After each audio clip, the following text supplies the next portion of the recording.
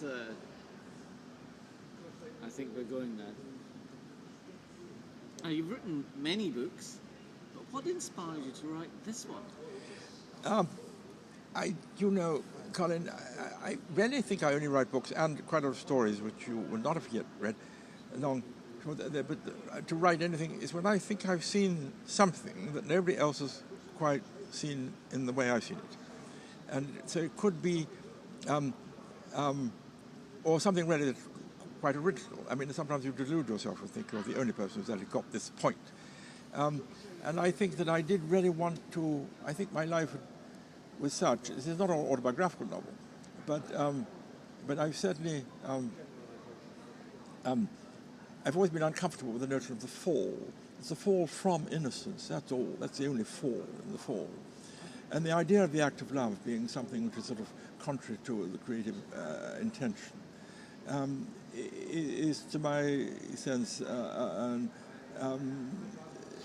destructive of the presumption that the good Lord knew what he was doing. I mean, they are deeply integrated. And I think at some point in this book I say something like that the solvent of faith is love through the experience of wonder. And that comes between, very much, most vividly and most obviously, I think, in most people's life in the time of falling in love, or between man and woman particularly. I mean, which is, the familiar experience, even at one remove, but very often for each one of us, and a very rare thing, and a very amazing thing, and a rather wondrous thing, and something closely to do with the reproduction of the species, which is also part of the creative idea. So that I think that triggered me, and I felt that nobody's really rehearsed this quite enough, although people do return to Faith and Sacred Love. My earlier book, The Pandemonium, that I mentioned already, was on that theme. This goes much more wholly into it. And in doing this, I then incorporated into this story the sanctity of all things, out of the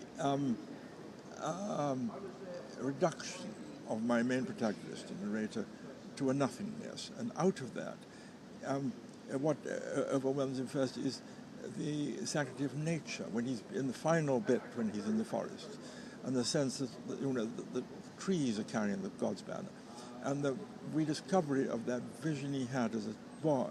This was personal to me, actually. In that high place in the Massif des Morts in southern France,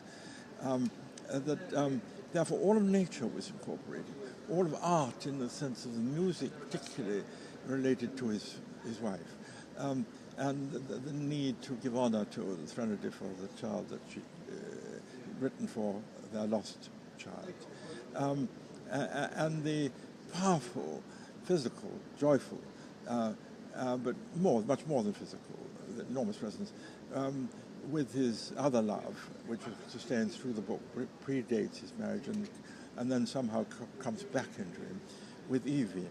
And so all of those things are compounded together, really, on the last page, almost the penultimate incident.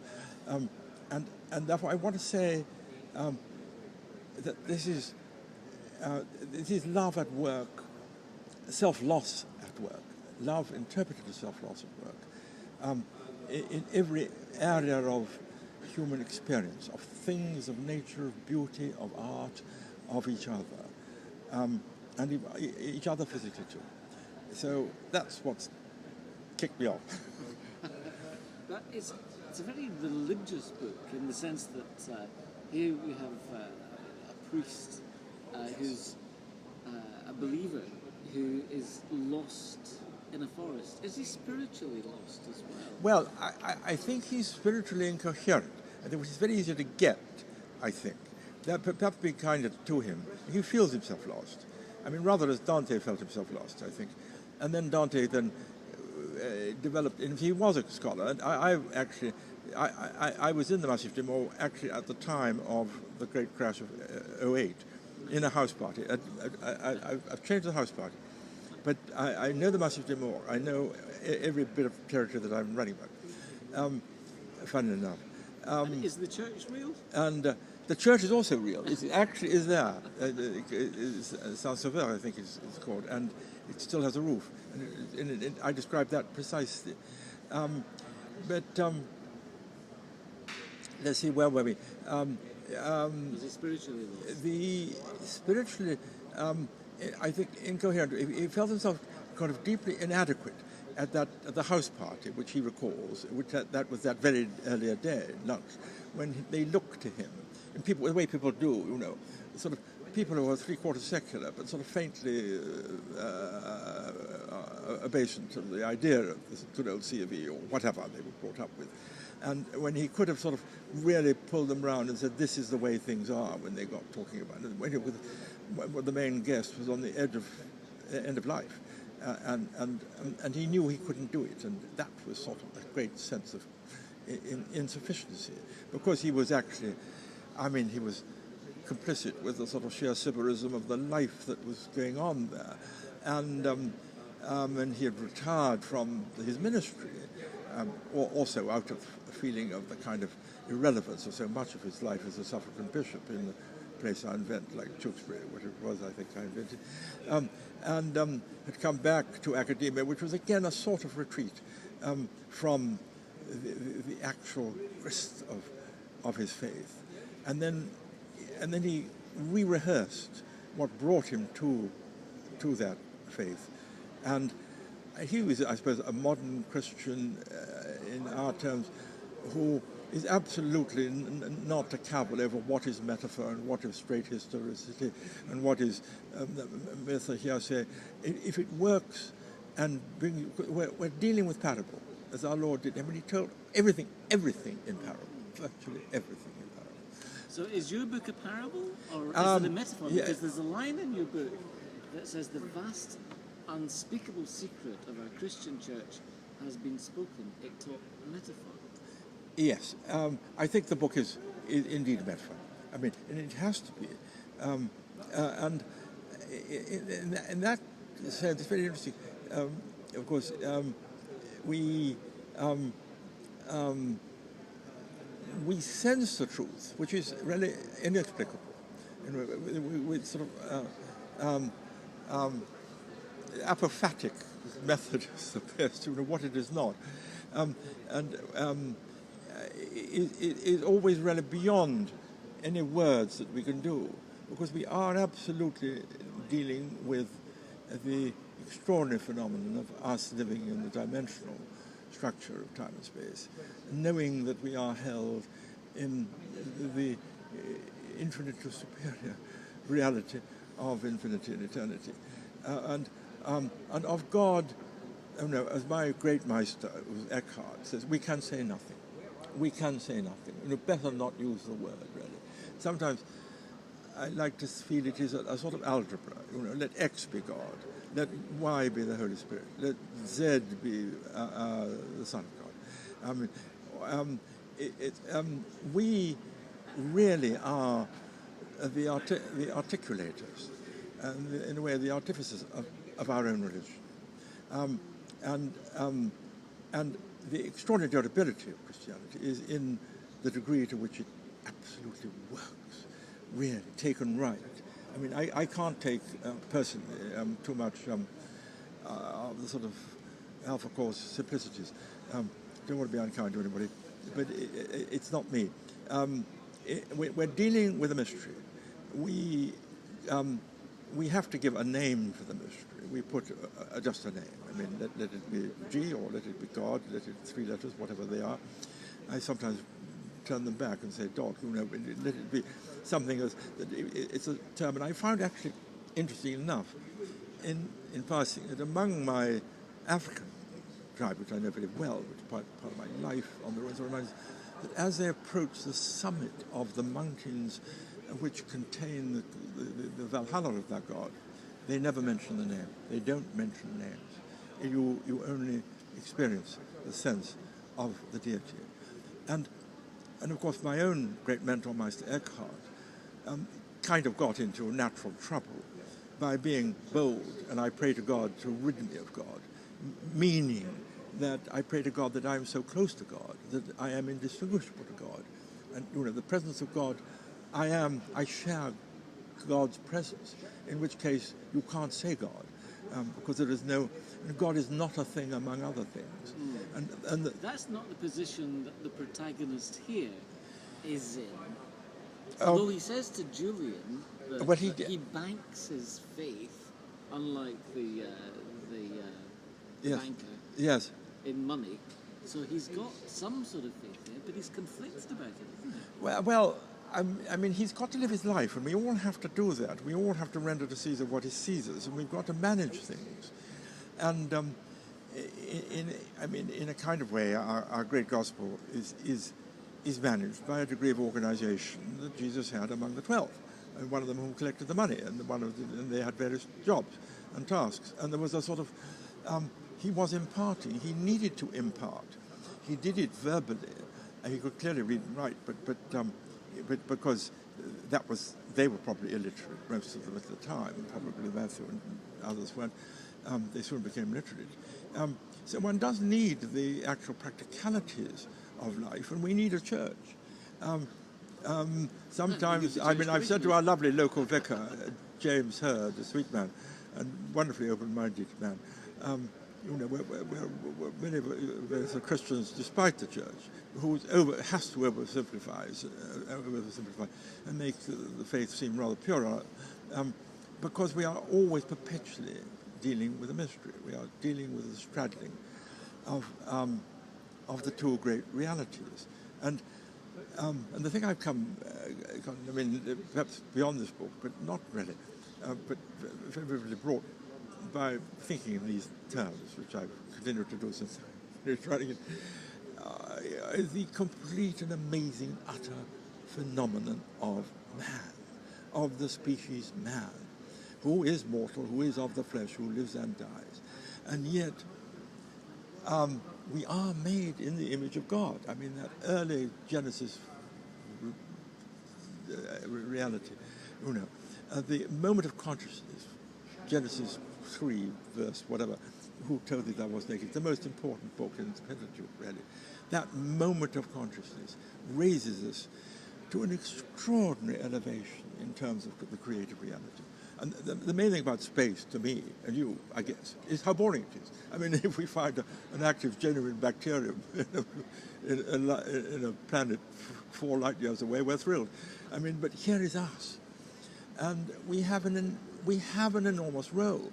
And therefore, it's almost grotesquely unreasonable to suppose we don't have a critical role to provide and to play. And we've got to find that role. And it is very much our function to find it. And the thrilling durability of Christianity, the discovery is that we are given a realization of the idea of self-loss through love. Self-loss through love. I do reduce him to nothing in that sow's pit, den, midden, whatever it is. Deliberately so. That is the kind of process where he becomes nothing, and out of that nothingness. And I quote from a lovely parson poet that I knew when I was very young, Andrew Young, a dour Aberdonian who converted from the true word from Presbyterianism to Anglicanism in late life and became the vicar of Stonegate. And it was a wonderful nature poet, and honoured in many of the anthologies, but wrote two apocalyptic poems at the end, and where there is nothing, there is God. The word dropped as if from a rainbow, like a petal, whatever it was I quoted. And that is, we've got to come to that understanding of where there is nothing, where there is no hyphen thing, there is God. We must not think of God as a thing, among other things. I say to my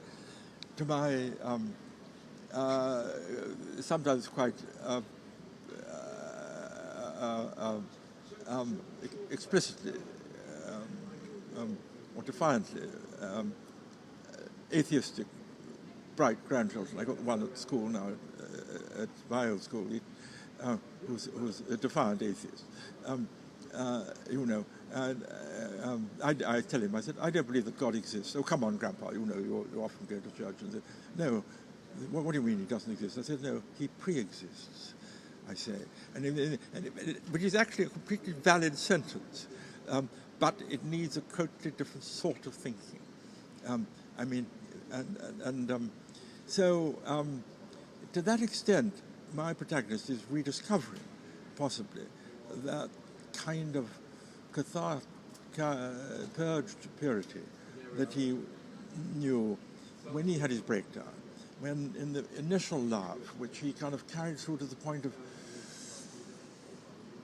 or to the Furies, really, to the Eumenides, to the Furies, where the act of love became the central thing, rather than the love that the act implied, and he ran in horror at what he had done to this most precious thing, which then returns to him by the plot. It's quite close to plotted, as you can see, and by her experience, the girl's experience.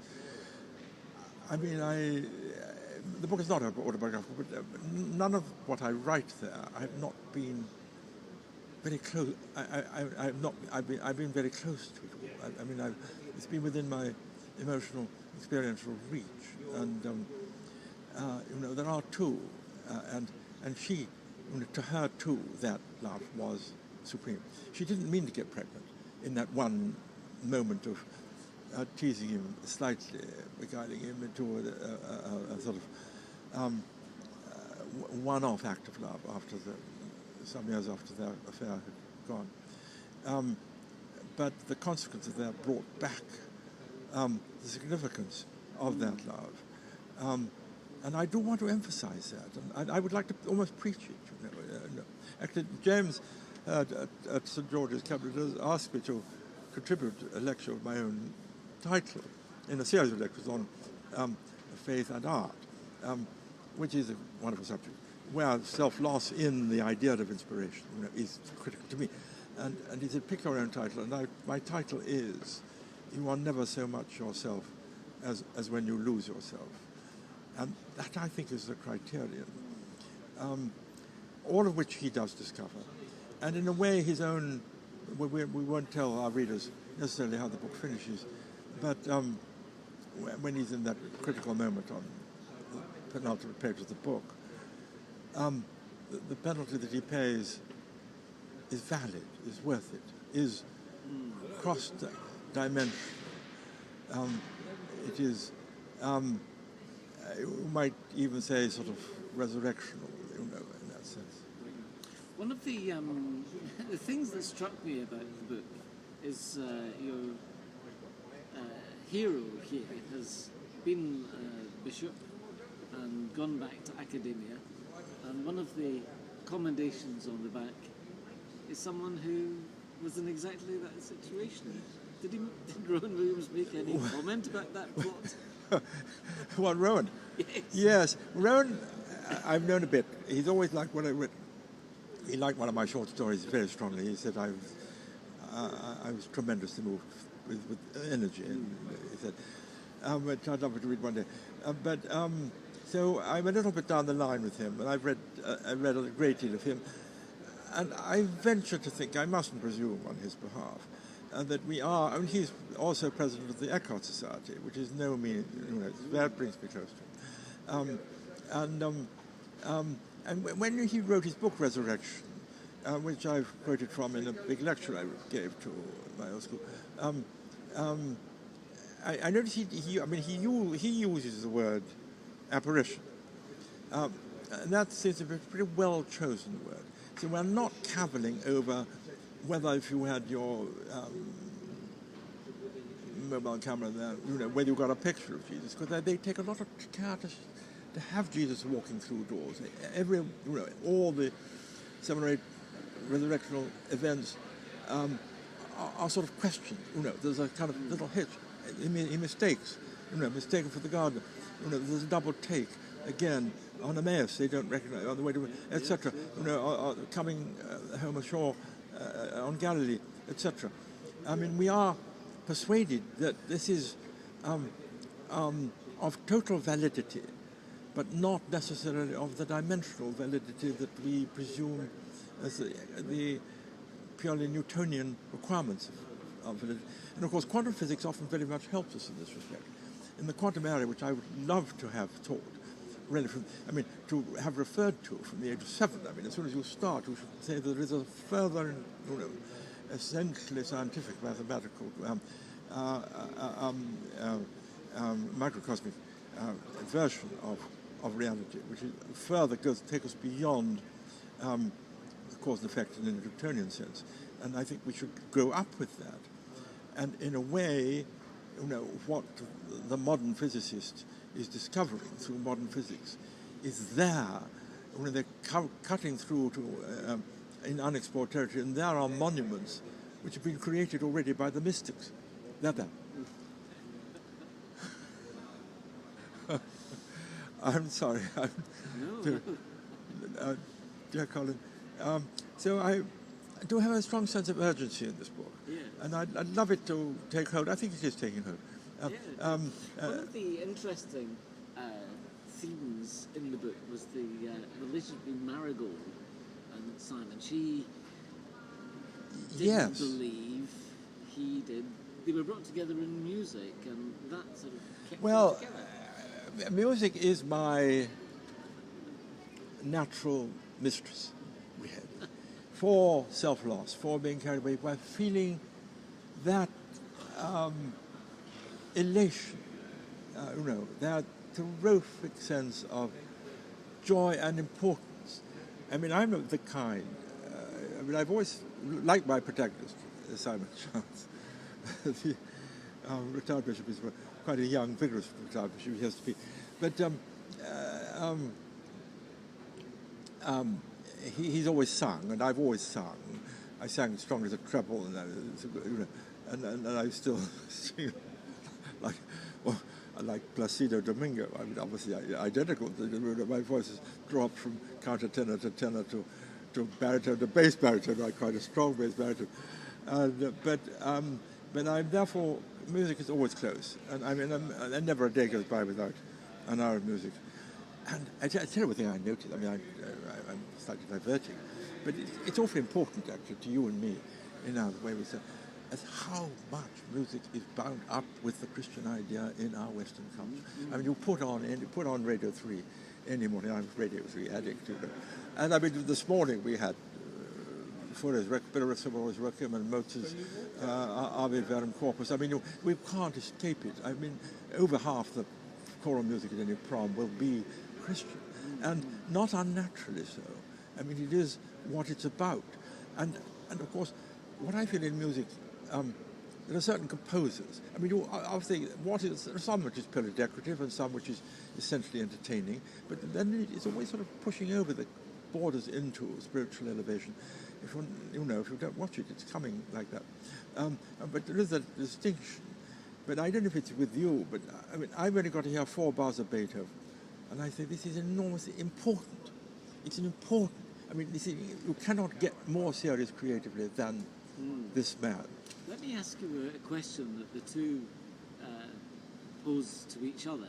Does music inspire you or provoke you?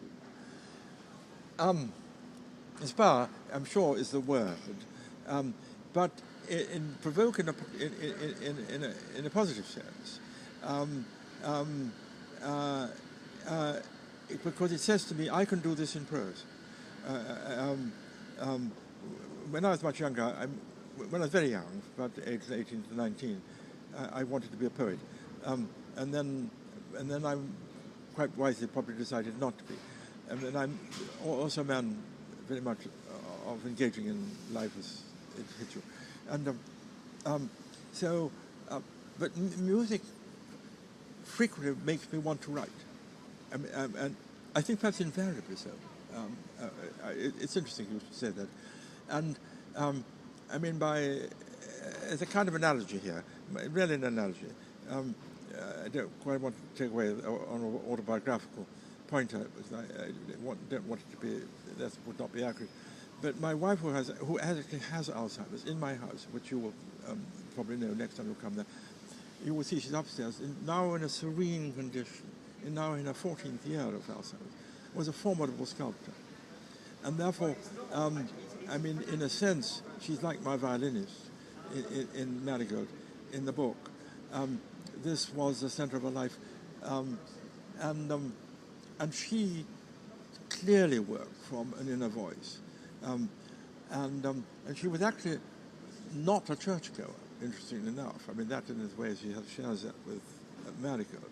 But Marigold is important, I think, in my own story, because I think at some point I probably say Simon needs a repository for his own disbelief.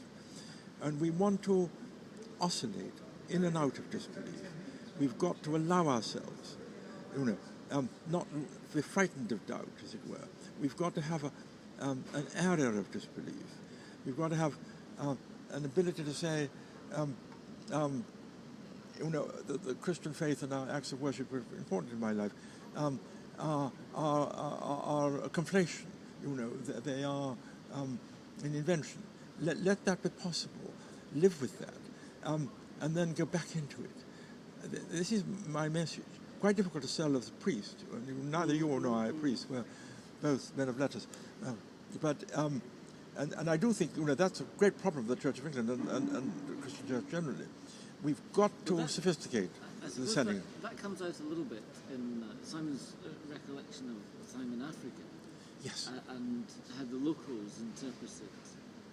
Well, that's right. I've got two levels. That's right. I mean, I learned a huge amount in Africa. I lived with the Bakonzo people through much of 1954 when I was only 24.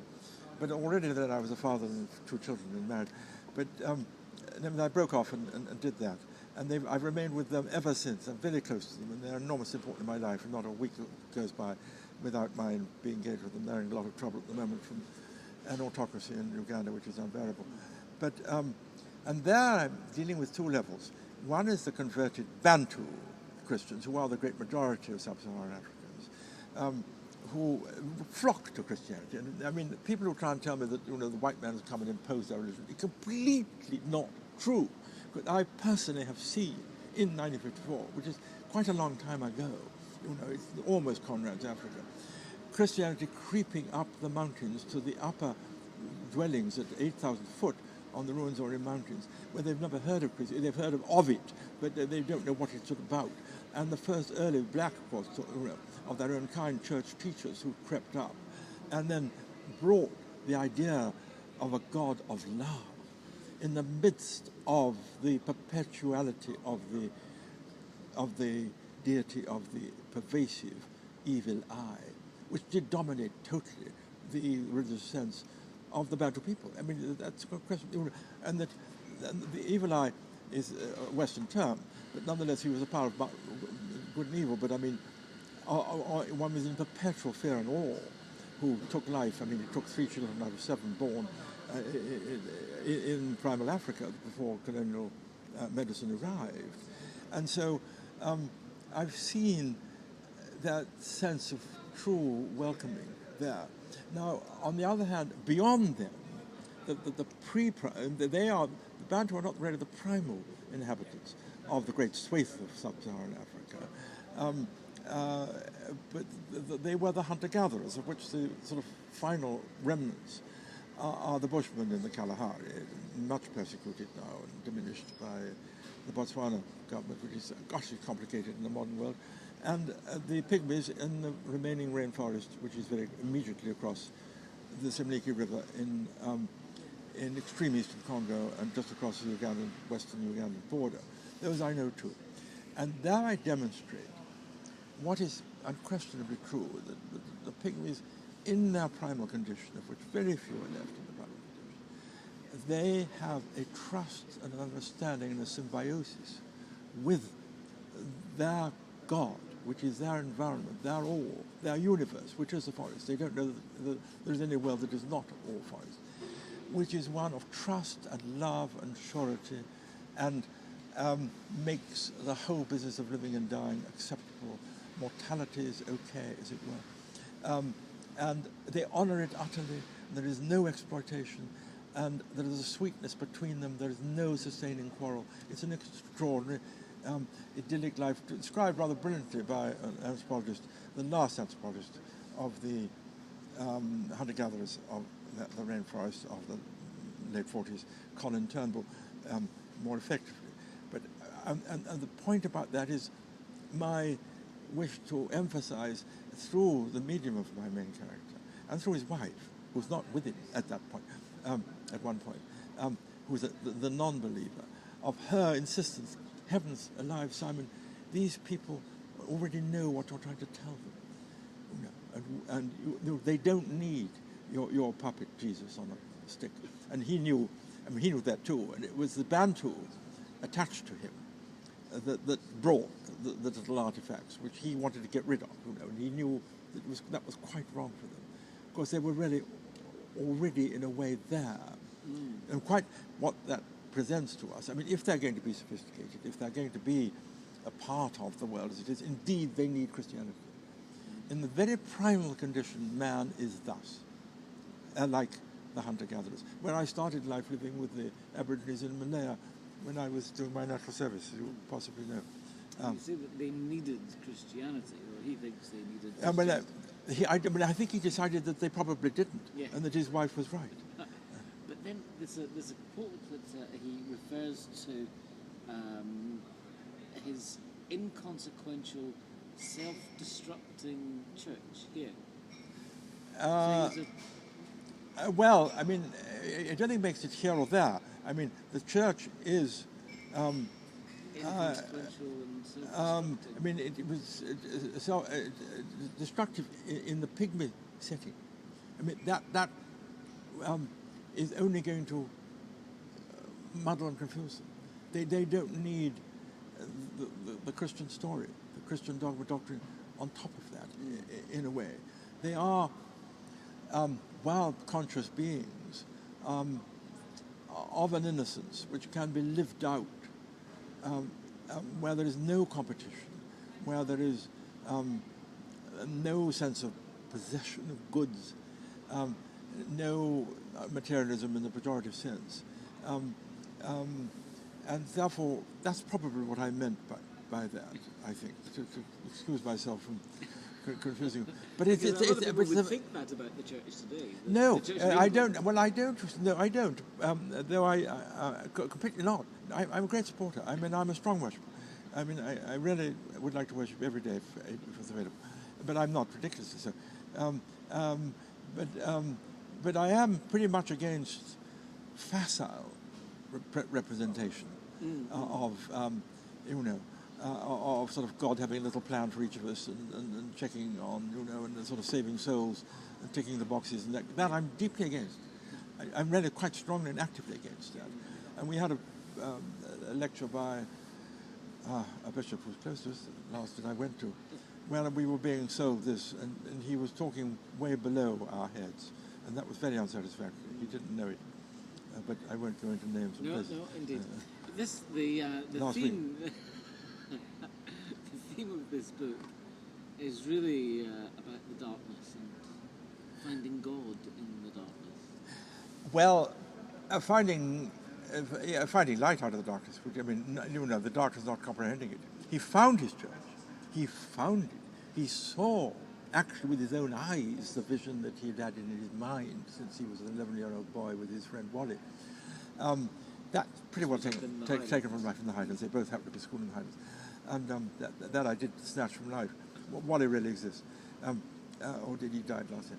And bless his heart. And so he did. He found light. He found joy. I mean, that is. I mean, the when he's trying to ring the bell with his teeth to summon his earthly love coming back. His ex-lover, who and his old friend, and it all comes together. The experience of his the divine in nature, the divine in human love, the divine in art, and all come together as he's ringing that bell in his head. I mean, that was quite a demanding paragraph to write, that one. But if you're with me that far, and bless your heart, I think because I think you said you read the book twice, you probably were with me. If it can work, it's done quite well. And of course, bereavement is quite a prominent theme in the book. Well, I mean, the bereavement comes in really through his insufficiency at that point to accommodate effectively mortality.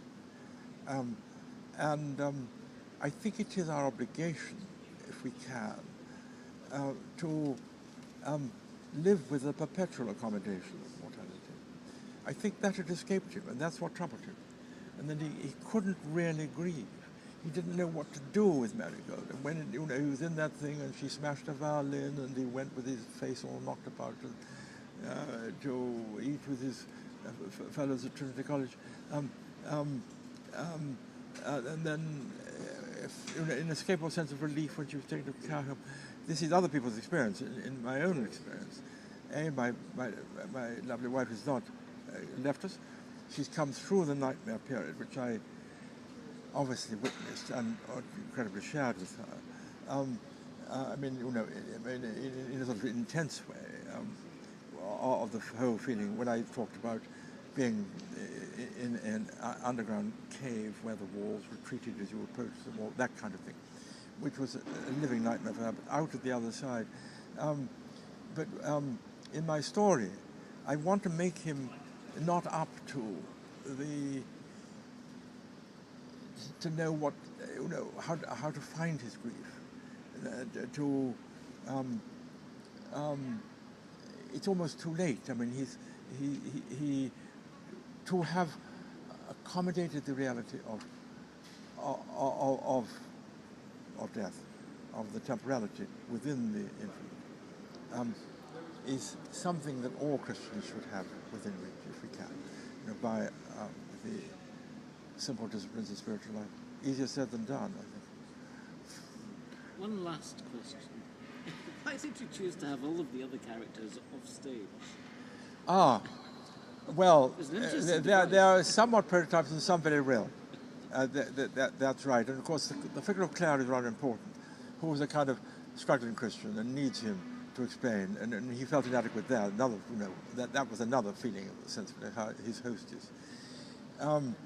The coming back of her ex-husband who had walked out on her on the point of death.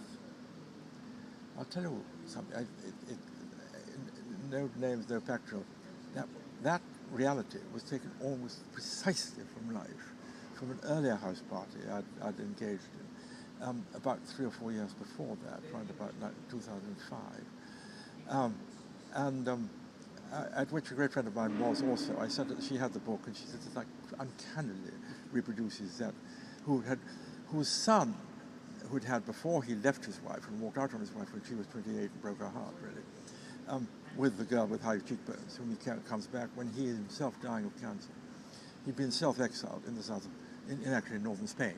That was where that from, was taken from life. And then I weave a conversation around, which is, I think, dead typical of people who kind of, you've got a bishop among you, or why can't you clergy sort of get the general people to believe in God and do your stuff? It's a sort of attitude. You've heard it often before, and how he goes to the local priest and the teasing about the sexuality there, and all of this is really very much a piece of sort of contemporary upper class, faintly sybaritic life in such a situation.